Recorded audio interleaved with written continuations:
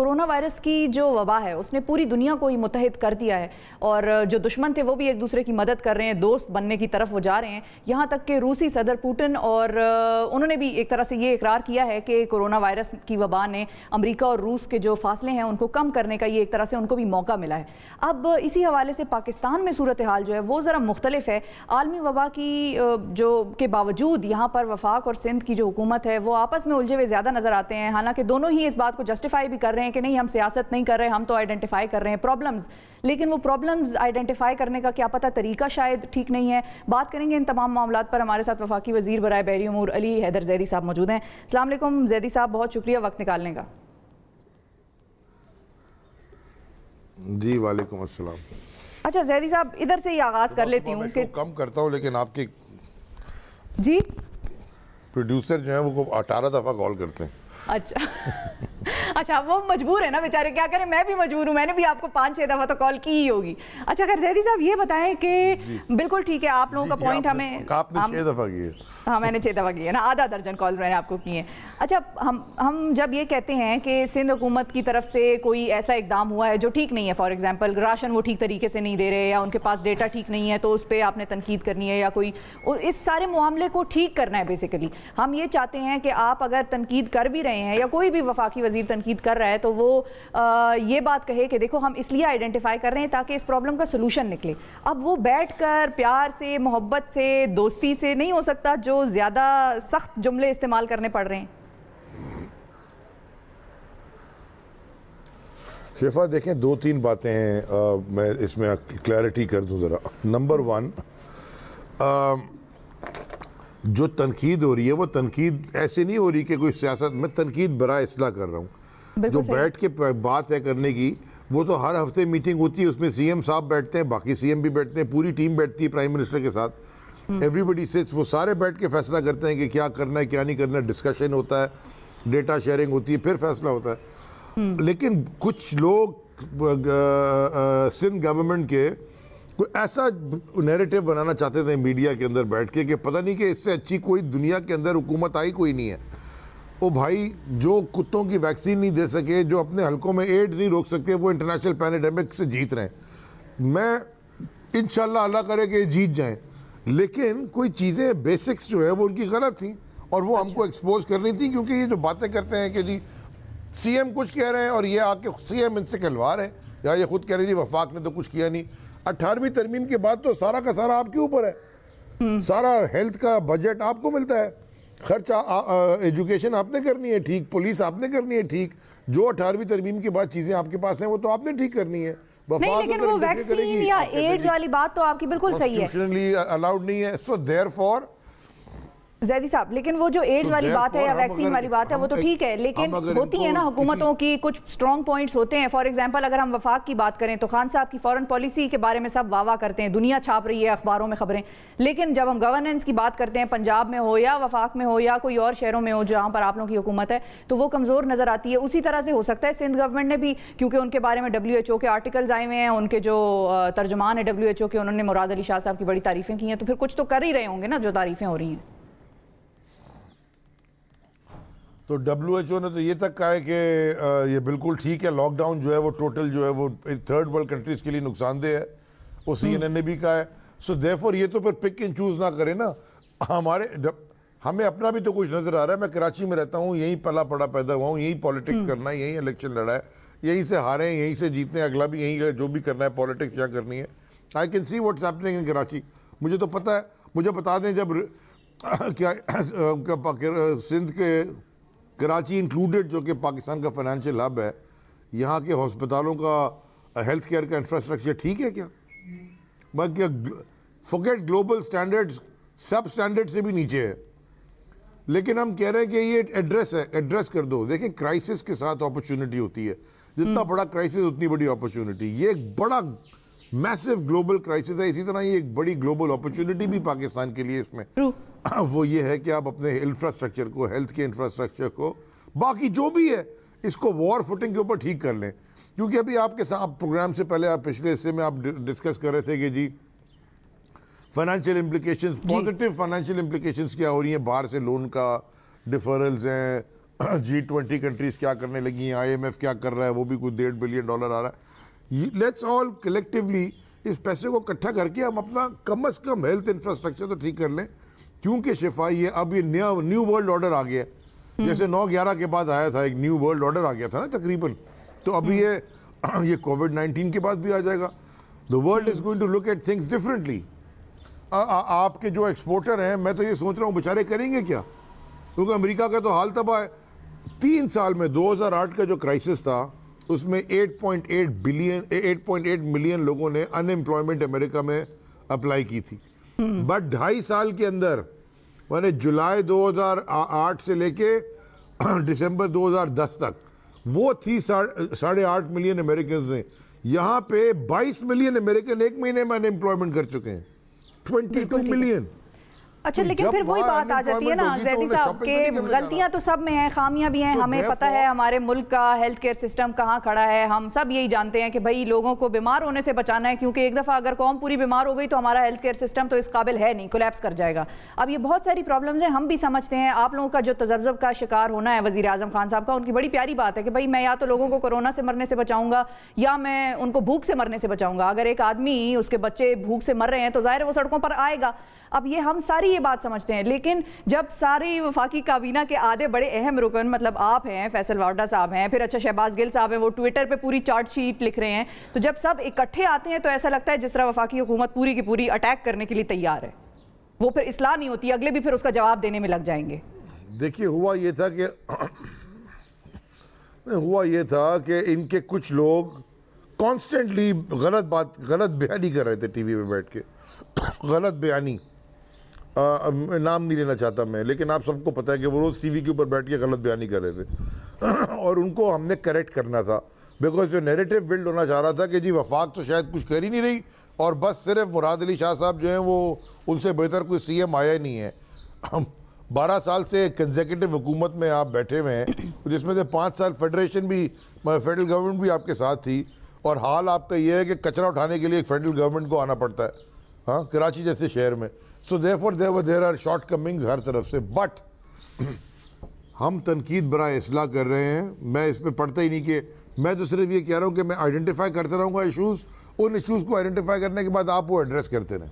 सही है। अच्छा, जैसे गुलशन इकबाल में अस्पताल का स्ट्रक्चर बना पड़ा है, उनके बंद क्यों पड़ा है? 4, 5, 6 साल से बंद पड़ा है, क्यों नहीं? तो नीपा के ऊपर क्यों नहीं वो कंप्लीट होके देता? जो इनके अस्पताल अच्छा काम कर रहे हैं वो कहते हैं जी पब्लिक फंड्स है, लेकिन प्राइवेटली मैनेज्ड है। माने अगर SIUT है वो अदीब रिजवी साहब चलाते हैं, या इंडस है जो डॉक्टर बारी साहब चलाते हैं, वो बहुत अच्छा काम कर रहे हैं। ये कहते हैं जी वो पब्लिक प्राइवेट पार्टनरशिप है, ज़रूर है, लेकिन अगर आपने पब्लिक का कुछ पैसा लगाया है, मैनेजमेंट तो प्राइवेट कंट्रोल में है ना, इसलिए वो अच्छा ठीक काम कर रहे हैं। जहाँ पे आपने हुकूमत को डाला सिंध के अंदर मैनेजमेंट के लिए, वो तबाही है। सो देयरफॉर एक अच्छी चीज़ हुई है तो आप इसको रेप्लिकेट करें।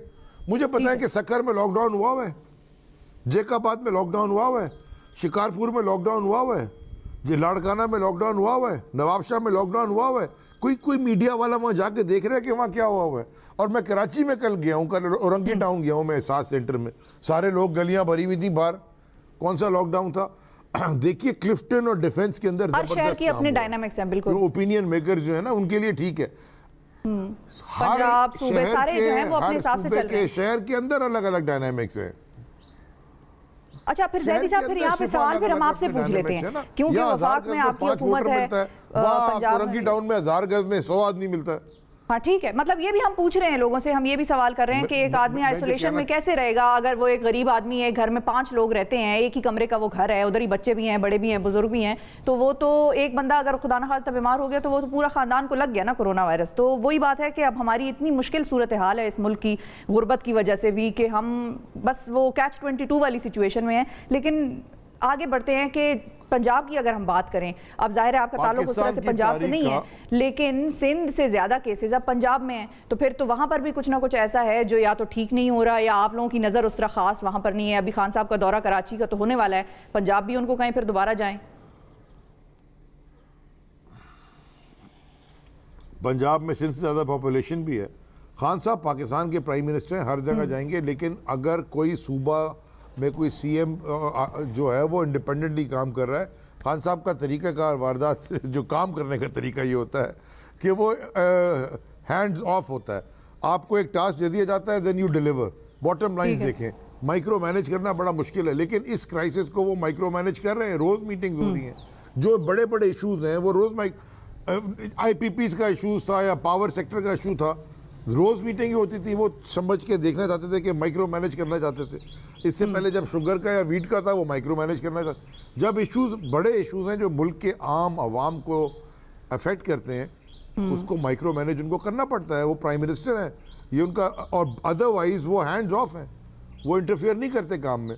वो कहते हैं डिलीवर करो, stand on your own feet. ठीक है, अच्छा ठीक है, खान साहब ने तो कहा है कि डिलीवर करें। अब वफाकी हुकूमत जब ये देखती है कि सिंध में या किसी भी सूबे में, चलें लेकिन हम आपसे सिंध की बात करते हैं, मैं इधर उधर नहीं जाती, सिंध में बहुत सी चीज़ें हैं जो ठीक नहीं हो रही, या बहुत सी चीज़ों पर आप लोगों का इख्तलाफ है कि शायद सिंध हुकूमत इसको और बेहतर तरीके से या किसी और तरीके से कर सकती थी, तो फिर वफाक का क्या रोल है उसमें? मतलब इख्तियारात के हवाले से भी अगर आप मुझे गाइड कर सकें और ये भी बता सकें कि आप लोगों का फिर प्लान क्या है। When you are not satisfied with Sindh government's performance, तो फिर आप लोग कहाँ अंदर आकर कहेंगे कि हम अब ये करना चाह रहे हैं और हम ऐसे करके दिखाते हैं, तो फिर आप लोग इसको फॉलो कर लें?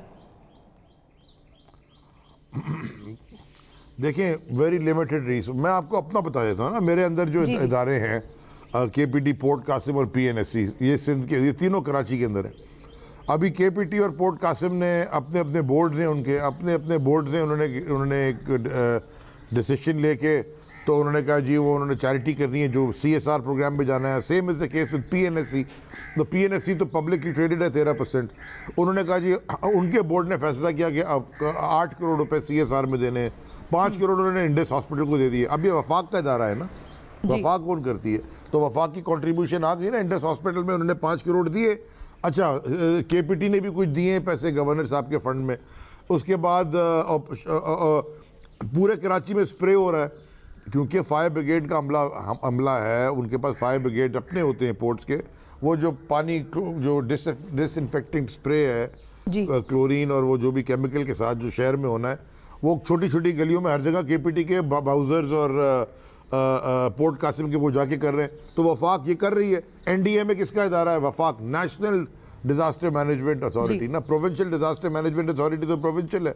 ये जो PPEs आ रही हैं सारे अस्पतालों की, वफाक दे रही है। अगर बिजनेसेस के साथ बात करनी है या इंटरेस्ट रेट कम करनी है, वो वफाक कर रही है। 144 अरब रुपए 1 करोड़ 20 लाख खानदानों में जो बांट रही है, वो वफाक बांट रही है। वो पैसा गवर्नमेंट प्रोविंशियल तो नहीं बांट रही, वो governments are custodians of public funds. बिल्कुल ठीक है। ये मेरा पैसा नहीं है ना, किसी इंडिविजुअल का पैसा है, पब्लिक का पैसा है, और वक्त में पब्लिक के काम आना चाहिए। तो ये जो 12,000 रुपए मिल रहे हैं, पंजाब में तो 4,000 और ऊपर से मिल रहे हैं, ये पब्लिक का पैसा है, पब्लिक को जरूरत के वक्त पब्लिक के काम आ रहा है। बिल्कुल ठीक है। अच्छा जैदी साहब, आपने क्योंकि KPT और उन इदारों की बात की है जो आपके अंडर हैं, तो आप पे भी तनकीदी निश्तर और भी ज़्यादा हो गए हैं, क्योंकि KPT का मामला भी आपसे लिंक्ड है। और एक बड़ी अजीब सी चीज़ है जो मैंने पढ़ी कि इस्लामाबाद हाई कोर्ट ने ये कहा है कि आप ऑडिट नहीं ऑर्डर कर सकते। तो अगर एक वज़ीर ऑडिट नहीं ऑर्डर कर सकता किसी इदारे का जो कि उसके अंडर फॉल करते हैं, तो फिर वज़ीर बेसिकली करता क्या है? क्योंकि यहाँ पे तो बड़ी एक हाइप होती है वफाकी वज़ीर बराए बहरी उमूर, तो वो वफाकी वज़ीर बराए बहरी उमूर के इख्तियारात हैं क्या जब वो एक ऑडिट भी नहीं ऑर्डर कर सकता? तो मेरे ख्याल में आप कर दें ऑडिट।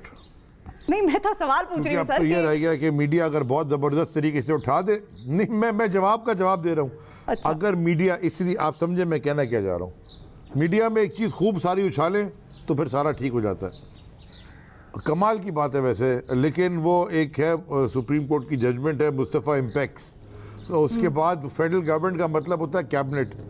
अब ये इदारा जिसका 2010 से ऑडिट नहीं हुआ था, port Qasim hundreds of millions of dollars से बैठा है, जिसका 2008 से ऑडिट नहीं हुआ। तो इनके मैंने एज अ पॉलिसी डिसीजन लिया कि सारे ऑडिट्स कंप्लीट करें। पोर्ट कासिम शायद मई में 2016 तक हो जाएगा, KPT का अभी तक शुरू ही नहीं हुआ, वो अभी तक इसी चक्कर में लगे हुए। बट एनीवेज कोर्ट का फैसला था, और मैंने कल हमने एक अटॉर्नी जनरल के साथ डिस्कस करके जो फैसला किया है कि हम अपनी वापस ले लेते हैं। उसकी वजह ये थी कि वफाक के कोई इदारे में और मिनिस्ट्री में लड़ाई हो रही है, बड़ा अजीब सा लगता है। हमने एक फ़ैसला किया, चेयरमैन साहब की स्वाबदीद थी, वो चले गए कोर्ट में जाके उन्होंने स्टे ले लिया। क्योंकि अब तो फैसला आ गया, मैं कमेंट थोड़ा सा कर देता हूँ। स्टे उन्होंने इस पे लिया कि जी उनकी पिटिशन में था कि जी कैबिनेट अप्रूवल के बगैर किया है, हमने कोर्ट में कैबिनेट अप्रूवल दिखा दी कि जी कैबिनेट अप्रूवल के बगैर तो हमने कोई फैसला नहीं किया, क्योंकि कैबिनेट अप्रूवल के बगैर फैसला मैं कर ही नहीं सकता कोई। उसके बाद जी उन्होंने कोर्ट ने जो भी सवाल पूछे, एक ग्रेसफुली इस काम को हो जाना चाहिए था, इसके अंदर गंद चलना शुरू हो गई। हमने कहा जी हम बाय लॉ इसको ट्रीट करेंगे, तो हमने वो समरी हमने कहा वापस ले लेते हैं, तो वो केस ख़त्म हो गया। मज़े की बात यह है शिफा, बड़े मज़े की बात यह है कि एक पेड माने स्पॉन्सर्ड कैंपेन शुरू हो गई। ऑडिट मैं मांग रहा हूं और कैंपेन सोशल मीडिया पे पैसे लगा के, क्योंकि उस पर लिखा हुआ, जब आप फेसबुक पे कोई स्पॉन्सर्ड लिंक लिखते हैं उस पर लिखा होता है ना स्पॉन्सर्ड, इसका मतलब है को पैसे लगा रहा है। स्पॉन्सर्ड कैंपेन शुरू हुई है जी, अली जैदी एक्सपोज्ड। और अच्छा एक्सपोज क्या हुआ है, अपने दोस्त को मैंने अपने किसी दोस्त को कि दोस्त की कंपनी को $70 मिलियन का कोई कॉन्ट्रैक्ट दे दिया, और कोई बड़े पढ़े लिखे मीडिया के लोग जो कि बड़े, वो भी इसको मान रहे हैं। मुझे बड़ी फनी तो आपने डिनाई किया क्या इसको? अब पहले क्लियर हो जाए। अच्छा, दोस्त की कंपनी का नाम क्या है? NITB। अब मुझे पता है NITB का मतलब क्या होता है, नेशनल इंफॉर्मेशन टेक्नोलॉजी बोर्ड। ये मेरे दोस्त की कंपनी है, हुकूमत पाकिस्तान का इदारा है, मिनिस्ट्री ऑफ इंफॉर्मेशन टेक्नोलॉजी के नीचे। अच्छा, नंबर 1। नंबर 2, अभी ना टेंडर हुआ है, ना RFP बनी है, ना कुछ हुआ है। वो कहते हैं जी 70 मिलियन के कॉन्ट्रैक्ट पे।